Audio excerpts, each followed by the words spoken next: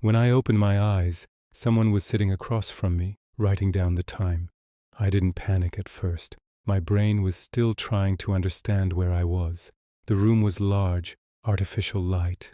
No windows, white walls, too clean. A massive digital clock was on one wall, glowing an ominous red. It read 0312. The man across from me didn't look up. He just kept writing something on a sleek black tablet. Then his voice, calm and detached, sliced through the silence. "You lasted longer than the last one." My first instinct was to check my restraints, but there were none. I wasn't tied up. The door to the room was closed, but it seemed unlocked. A fragile hope sparked within me. "Where am I?" I asked, my own voice sounding foreign and shaky.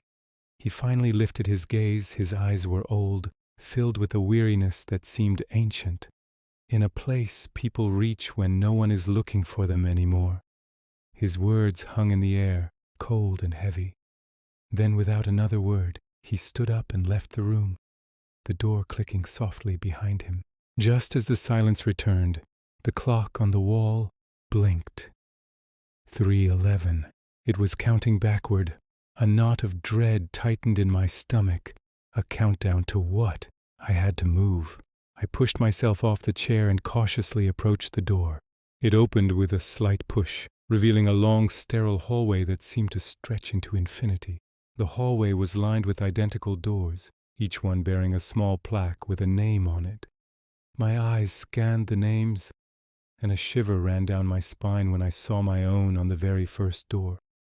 Some of the other names on the doors down the hall were crudely crossed out with a thick black line. Others looked freshly written, the digital ink still seeming to shimmer. An eerie silence filled the corridor, but as I listened closely I could hear faint sounds from behind some of the doors, muffled sobs, desperate whispers, fragments of conversations that made no sense. Behind other doors there was nothing but a profound, unnerving silence. Driven by a morbid curiosity I couldn't explain, I reached out and opened one of the doors. Inside, a man sat on the edge of a simple bed, his body shaking uncontrollably. He was staring at a smaller version of the clock on his own wall. His countdown. "How much time do you have?" I asked, my voice barely a whisper. He didn't look at me. His eyes were glued to the numbers. "47. He let out a dry, humorless laugh. "It doesn't matter," he said, his voice cracking. "It's never enough." Before I could ask anything else, the door swung shut on its own, plunging me back into the stark white of the hallway. At that exact moment, the main clock at the end of the hall chimed once, a deep, resonant tone that vibrated through the floor. In perfect unison, the lights above all the crossed-out doors flickered and went dark, leaving those sections of the hallway in shadow. The finality of it was terrifying. As I stood there, trying to process what I had just witnessed, the man from the first room returned. He appeared at my side as if from nowhere. He studied me for a moment, a flicker of something unreadable in his eyes.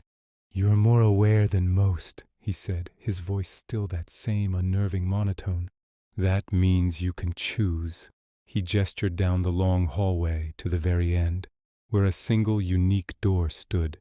It had no nameplate. Just one word was etched onto it, glowing faintly. "Transfer." My heart pounded against my ribs. A choice? What kind of choice could exist in a place like this? I walked toward the door, each step feeling heavier than the last. The man followed silently behind me.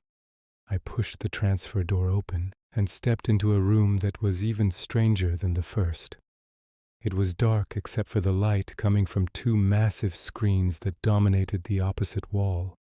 One screen flickered to life, and I gasped.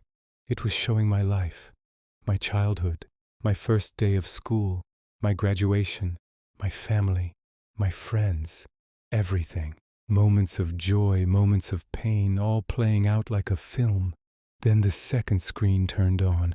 It showed the same life, but it was slightly different. A different choice made here, a different path taken there. A life that was mine, but also not. The man spoke from the doorway. "One of you leaves," he said. "The other continues." The words hit me like a physical blow. "Which one is me?" I choked out, turning to face him. A faint, cryptic smile touched his lips for the first time. The one who believes it. He pointed to the clock in this room. Jour pour 10. The final countdown.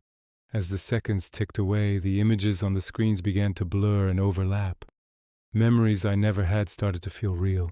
A life I never lived felt just as authentic as my own. The feeling of a different lover's hand in mine. The taste of a meal I'd never eaten. The joy of a success I hadn't earned. My sense of self began to fray, to dissolve. The room, the screens, the man, they all blurred into an indistinguishable swirl of light and sound. 005. And in that dizzying, terrifying chaos, I finally understood. This place, it doesn't decide who survives or who dies. It's more insidious than that. It decides who stays convinced they are real. It tests the very foundation of your identity until only the strongest conviction remains. Jour 0. I woke up with a gasp, tangled in my own bedsheets. Sunlight streamed through my window. Birds were singing outside. It was a normal day. Everything felt real, solid, blessedly ordinary. I felt like me, but then I saw it. On my desk, where my laptop should have been, was a sleek black tablet. The screen was on. It read, Uro 312, reintegration complete. And beneath that message, a new name was slowly being written, letter by letter.